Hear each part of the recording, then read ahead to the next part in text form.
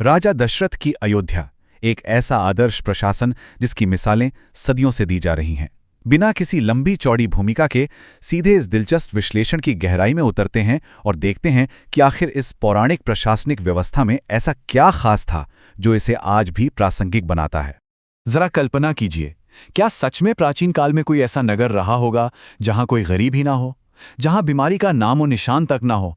पहली नजर में तो ये बातें किसी यूटोपिया या ख्याली पुलाव जैसी लग सकती हैं, लेकिन आज हम जिस राजधानी की पड़ताल कर रहे हैं वहां दरिद्रता का सच में कोई वजूद नहीं था।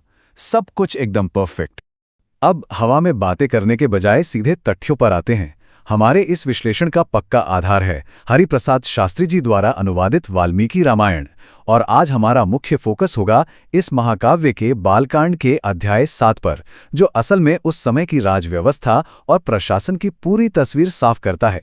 हालांकि थोड़ा संदर्भ हम अध्याय 6 से भी लेंगे।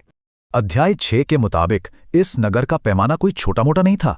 60 मील चौड़ा एक भव्य महानगर, सच कहें तो धरती पर बिल्कुल स्वर्ग के समान, जहां गगनचुंबी स्वर्णिम महल मानो बादलों से बातें करते थे, और सड़कें उन पर रोज सुगंधित जल का छिड़काव होता था, एकदम शानदार।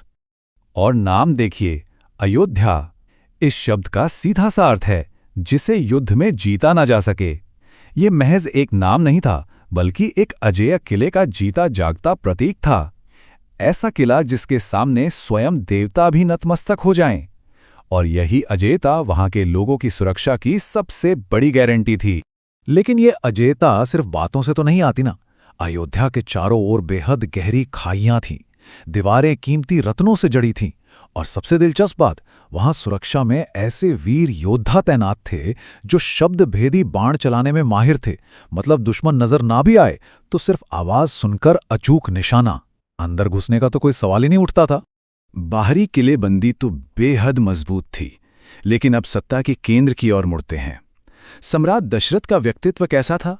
एक तरफ वे देवराज इंद्र की तरह बेहद शक्तिशाली और प्रतापी थे, तो दूसरी तरफ अनगिनत तारों के बीच चमकते चंद्रमा की तरह बिल्कुल सौम्य और सही रास्ता दिखाने वाले। इसी गजब के संतुलन ने पूरे साम्राज्य को एक धागे में पिरो कर रखा था। और अब आते हैं सीधे अध्याय 7 पर, जो हमारे आज के विश्लेषण की जान है, यानी प्रशासन का असली इंजन। देखिए, कोई भी राजकाज सिर्फ एक राजा अकेले नहीं चला सकता। इस भव्य और आदर्श नगर के दैनिक कामकाज को पर्दे के पीछे से चलाने वाले असली सूत्रधार थे इक्ष्वाकु वंश के बेहद विद्वान और सदाचारी मंत्री। इन मंत्रियों की काबिलियत सच में असाधारण थी। राज्य के प्रति इनका समर्पण एकदम अटूट था। पर इनकी सबसे बड़ी ताकत क्या थी? इनकी मंत्रणा। ये वो लोग नहीं थे जो बस राजा को खुश करने के लिए हाँ में हाँ मिला दें। इनकी हर एक सलाह, हर एक नीति पूरी तरह से केवल और केवल सत्य पर टिकी होती थी।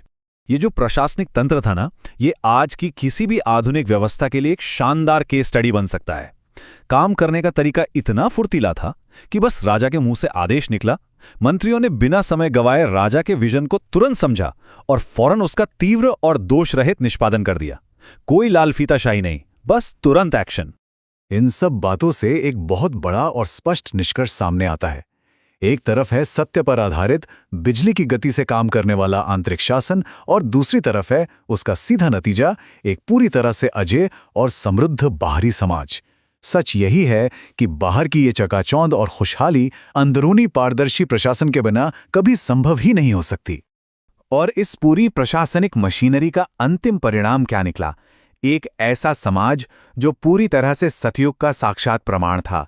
स्रोत स्पष्ट बताता है कि अयोध्या के नागरिकों के जीवन में दरिद्रता, अशिक्षा या बीमारी के लिए कोई जगह बची ही नहीं थी। यही तो प्रशासन का सबसे बड़ा लक्ष्य होता है ना, जहां नीतियां सीधे तौर पर आम लोगों की खुशहाली में बदल जाएं। तो इस विश्लेषण के अंतिम पड़ाव पर आते आते एक बड़ा ही विचारोत्तेजक सवाल मन में उठता है। इक्ष्वाकु वंश का सत्य और नागरिक कल्याण के प्रति जो ये 100% समर्पण था, उससे आज की हमारी आधुनिक प्रशासनिक व्यवस्थाएं क्या सीख ले सकती हैं? सुशासन के इस बेहद प्रासंगिक और शानदार ब्लूप्रिंट के साथ आज के इस विश्लेषण को हम यहीं विराम देते हैं।